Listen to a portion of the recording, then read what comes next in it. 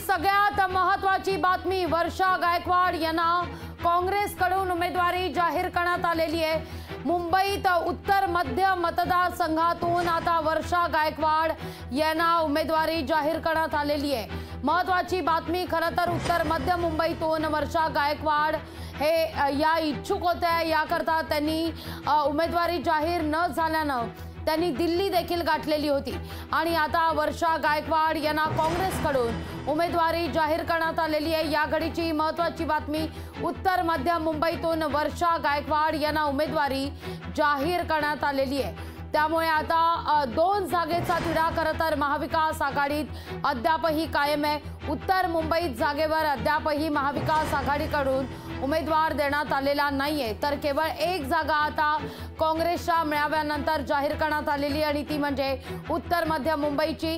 उत्तर मध्य मुंबईतून वर्षा गायकवाड यांना उमेदवारी जाहीर करण्यात आलेली आहे। वर्षा गायकवाड यांना काँग्रेसकडून ही उमेदवारी जाहीर करण्यात आल्याचं आता समोर येत आहे। या घडीची ही महत्त्वाची बातमी।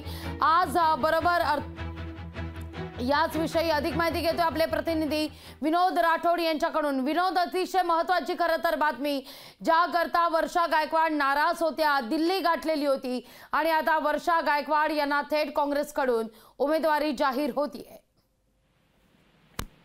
काँग्रेस पक्षाने पुन्हा दिल्लीत उमेदवाराला एकदा यावेळेस उमेदवारी दिली आहे। उत्तर मध्य मुंबईमधून काँग्रेस पक्षाने वर्षा गायकवाड यांना उमेदवारी दिली आहे।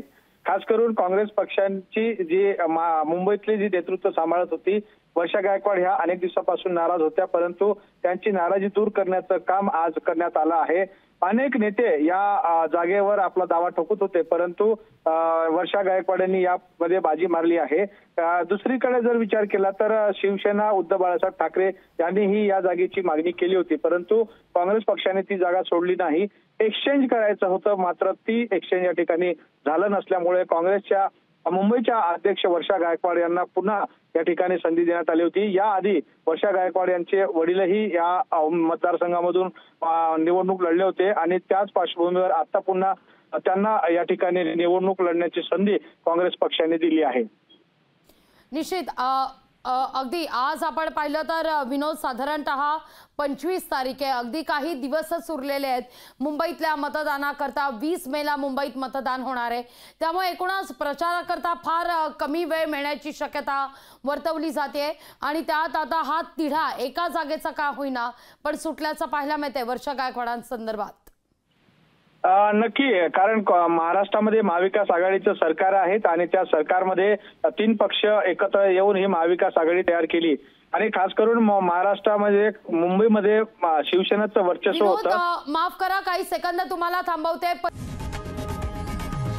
लोकशाही मराठी ऐका, पहा, जागरूक रहा।